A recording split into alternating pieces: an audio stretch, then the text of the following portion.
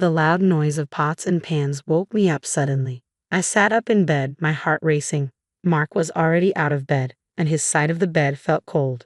I felt a familiar dread as I heard my mother-in-law's voice coming from the kitchen. "Mark, you should have married someone better," Eleanor said in a mean tone as I quietly moved closer, holding my breath. Even after 25 years of hearing her put me down, her words still hurt. I hoped Mark would finally stand up for me, but he stayed quiet, like always. I walked into the kitchen, trying to be brave. "Good morning, Eleanor." She turned around quickly, giving me a mean look.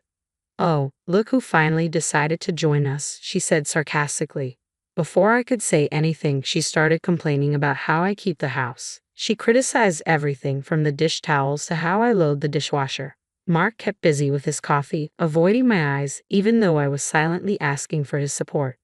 "You know, Mark, if you had listened to me years ago, you could have married a woman who knows how to manage a home properly," Eleanor continued with a voice full of disdain. I felt my face turn red with embarrassment and anger. "Why didn't you defend me?" I asked Mark, my voice shaking. "Do you agree with her?" He looked down at the floor, shifting his feet nervously. "Mom, that's enough," he mumbled, but his weak attempt to stop her only seemed to make her bolder. "Don't be so sensitive, Beth," Eleanor said dismissively. "If you can't handle the truth, that's your problem." As she turned back to the stove, I saw the pain in Mark's eyes, but at that moment, I felt deeply betrayed, not just by Eleanor, but also by Mark, who promised to love and protect me. I thought I would have a peaceful weekend to myself while Mark was at his weekly golf game, but just after noon, the doorbell rang. I already knew who it was before I opened the door and saw Eleanor standing there with her lips pressed together in disapproval. "Well, aren't you going to invite us in?" she demanded, gesturing to her husband Gerald, who was standing behind her as usual. I forced a smile. "Of course, come in."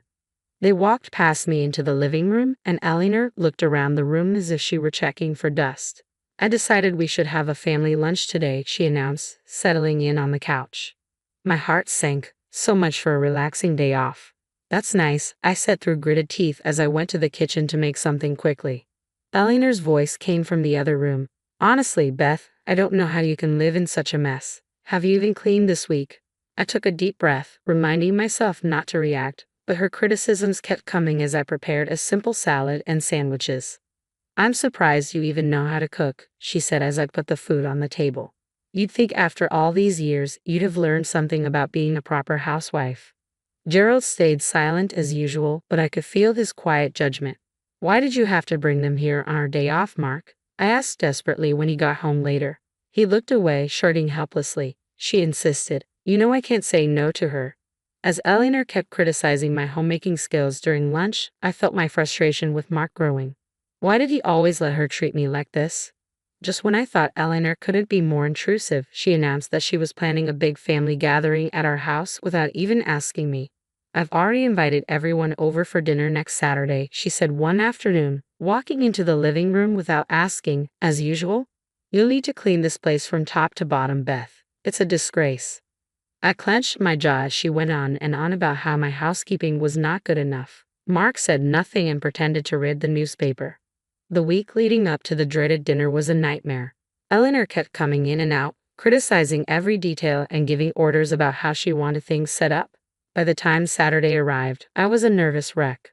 "Why is the table crooked? Fix it," Eleanor snapped as I set out the plates and silverware just as she had instructed. I bit my tongue and straightened the tablecloth with shaky hands. The doorbell rang, and the first guests began to arrive. Aunts, uncles, and cousins I barely knew. Eleanor greeted them all with a big smile, playing the perfect hostess. "Doesn't Beth's home look lovely?" she said to my aunt. "She's worked so hard to get it ready for us." My face burned with embarrassment as the backhanded compliments continued throughout the evening. Whenever I caught Mark's eye, he quickly looked away. After dessert, Eleanor started clearing plates from the table.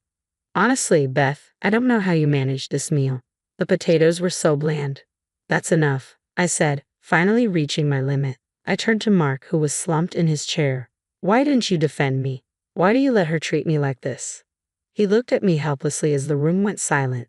At that moment, I realized our marriage was at its breaking point. After the disastrous family dinner, I felt like I couldn't take it anymore. Seeing the helpless look on Mark's face while he stayed quiet during Eleanor's attacks was the last straw. I knew I couldn't keep living like this. The next day, I called my best friend Linda. She has known me since we were kids and is always brutally honest, even when I don't want to hear it. "You have to get out of that toxic situation, Beth," Linda said firmly after I told her about Eleanor's latest insults. "Mark is too weak to stand up to her, and she'll never change." I took a deep breath. I know, but how can I just walk away from my marriage? "Sometimes walking away is the only way to save yourself," Linda replied. "You've given Mark more than enough chances to put his mother in her place. It's clear he's chosen her over you." Her words hurt, but I knew she was right. As much as I loved Mark, I couldn't keep exposing myself to Eleanor's cruelty and his unwillingness to act. Over the next few weeks, I started pulling away from Mark and focusing on my own life. I took up gardening again, something I had always enjoyed but Eleanor had mocked as a silly hobby. I began making plans to meet friends for lunch or dinner without asking for Mark's opinion. He looked confused whenever I made excuses about his mother visiting or mentioned some other activity he wasn't invited to, but I stayed determined, keeping my true intentions to myself. A sense of determination grew inside me. I was done being a doormat for Eleanor, for Mark, for anyone. I deserved happiness, respect, and the freedom to live on my own terms. And that's exactly what I was going to do. With newfound resolve, I began taking steps to become independent. I opened a separate bank account and started putting a portion of my paycheck into it each month, keeping it a closely guarded secret from Mark and his parents. Whenever Eleanor would make another unannounced visit, I stayed polite but distant, no longer doing everything she wanted. If she criticized my housekeeping, I just shrugged it off. Her comments no longer hurt me. "What's gotten into you lately?" Mark asked one evening, his brow furrowed with concern. "You've been so different." I forced a smile. "Just reevaluating some things, that's all." I didn't explain any further. The more I pulled away, the more strained our interactions became. Mark seemed completely confused by my sudden aloofness. The once passive wife he knew slowly disappearing before his eyes. Good, I thought. Let him wonder. Let him realize I'm no longer the doormat he allowed his mother to walk all over. In truth, my mind was focused on bigger plans, finding a way to finally break free from Eleanor's toxic grip once and for all. With each paycheck I saved, that future came closer. I knew it would devastate Mark when I finally told him my plans. A part of me still loved him and hoped he might eventually find the strength to stand up to his mother himself. But I couldn't keep hoping for something that might never happen. I had to do this for myself. My new mantra became independence at any cost. The road ahead would be difficult, but I was determined to walk it alone if I had to. No more settling, no more suffering in silence. It was time to put myself first. With each paycheck I squirreled away, my secret savings account grew larger and eventually, it was enough to make my long-awaited move.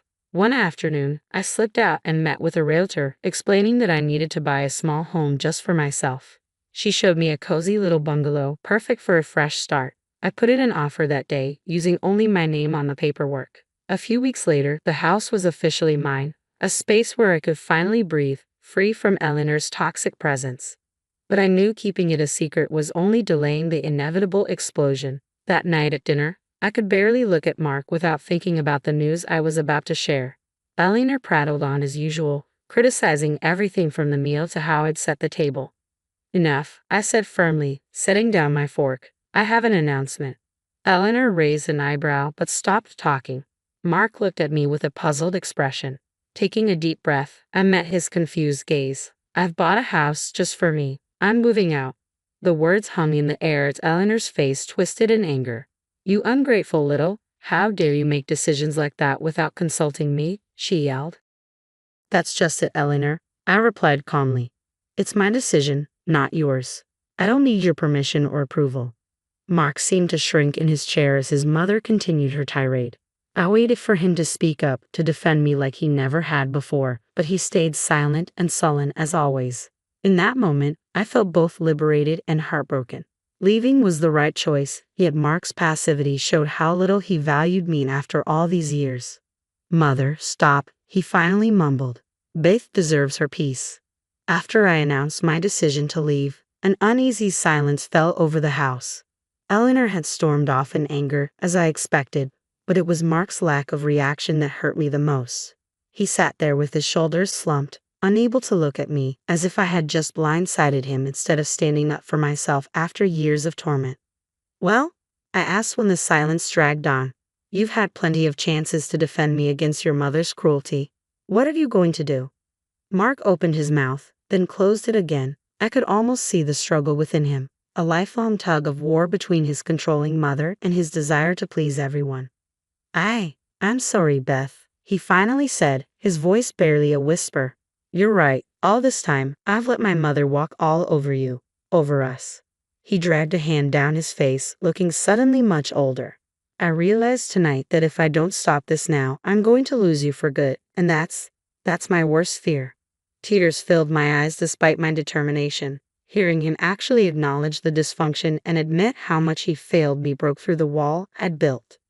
For once in your life, you need to choose, I said, my voice trembling. Your mother or me, because I won't live like this any longer. Mark's jaw tightened, and I saw a flicker of determination I hadn't seen in years. I choose you, he stated firmly. I'm done with my parents' toxicity. If they can't respect my life with you, then I'm done trying to please them. In that moment, I felt a glimmer of hope that maybe, just maybe, Mark could find the strength to prioritize me in our marriage. But I knew this was just the first of many challenges we have to face. After Mark declared he was choosing me over his toxic parents, I felt a bit hopeful about our marriage. But I knew rebuilding trust wouldn't happen overnight. We had years of hurt and dysfunction to work through. In the days that followed, Mark seemed more confident in his decision. He stopped taking Eleanor's calls and ignored her increasingly angry voicemails demanding explanations. I finally feel free, he admitted one evening over dinner, like a weight has been lifted off my shoulders. I smiled cautiously, still afraid to get my hopes up too much. I'm glad you're seeing things clearly now, but you know your mother won't give up easily. Sure enough, within a week, Eleanor showed up unannounced, banging angrily on the door. Mark, you can't shut me out like this. We're family. To my surprise, Mark didn't even flinch. He just pulled aside the curtains to reveal her red, angry face and then turned his back. I think you should leave, Mother, he said calmly. Beth and I have made our decision. Eleanor continued to shout and argue, but Mark stayed firm. I could see the anger in Eleanor's eyes as she realized she had finally lost her control over her son. After Eleanor stormed off, Mark turned to me with a sheepish smile.